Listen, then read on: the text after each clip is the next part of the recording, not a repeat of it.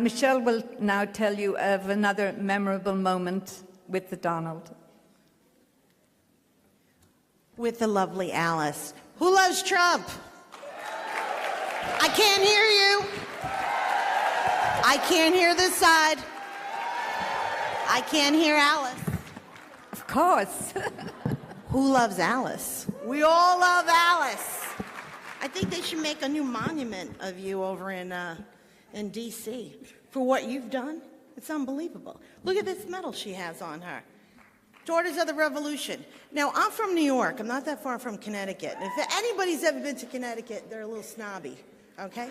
Everybody's from the Mayflower, the family. Oh, the Mayflower. Okay. She's from Ireland. She gets the Daughters of the Revolution Award. Okay? I am so proud as an American to know this woman. Really, what you've done is unbelievable. But I want to tell you guys a story. Okay. So I met her at a Bridget Gabrielle conference a couple of years ago with my lovely mother, Marie Zere. Marie, wave to everybody. You've been all over the room. She loaded a truck this morning. She did everything. She was like a union worker. And then she did security at the door. Alice asked her 2 Sicilian friends from New York to do security. I thought we were loading the lifeboats to the Titanic. You broads were crazy. I could put a bowl of milk out on the floor. I couldn't believe it. In that lobby, it was incredible. I was like, just everybody get a drink. I had a hamburger. I went up to the lobby. I couldn't take it. I just walked away. But I have a little story about Alice, all right? So, where was it? Oh, yeah, Trump got in. But look, how about when the primaries were on? And every time Trump won a primary, she did an Irish jig on Facebook. I couldn't believe it. It was every time I turned it on, she'd... Unbelievable. Could you just do a little bit in your heels just for a second? Come on, do something. Woo! Can you believe it? Okay, all right. Well, it's like river dance in D.C. That's it. So anyway, so now the inauguration comes. And Alice says, oh, why don't you and your mother come down? You can stay at her house. So I thought, oh, that's so nice. We don't have to pay $3,000 for a room. That's great. So we'll be right down. So we went to the Texas Ball. So we're all excited. I get my cowboy hat, my cowboy boots. We drive 20 hours from New York. We come on down.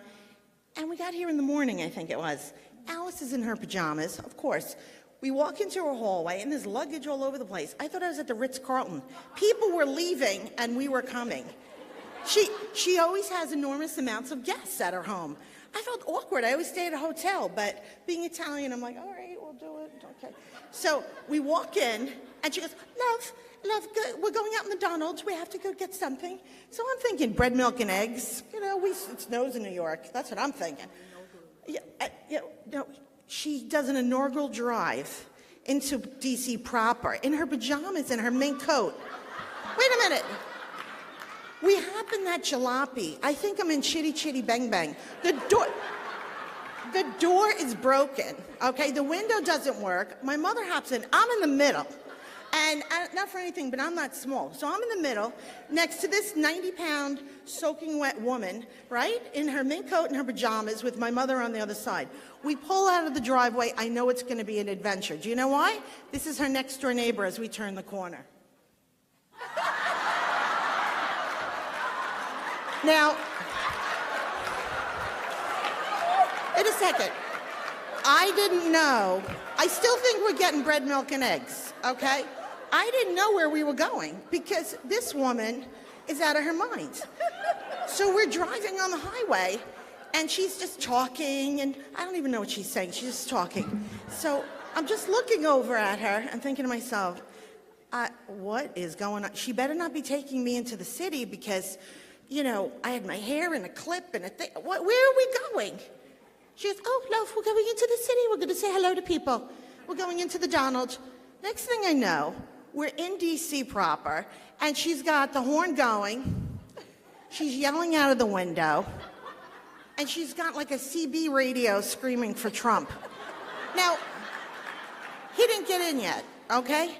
And there's an NBC truck following us on the highway And they think I'm signaling for help like I'm a hostage because our window's broken. I'm like this.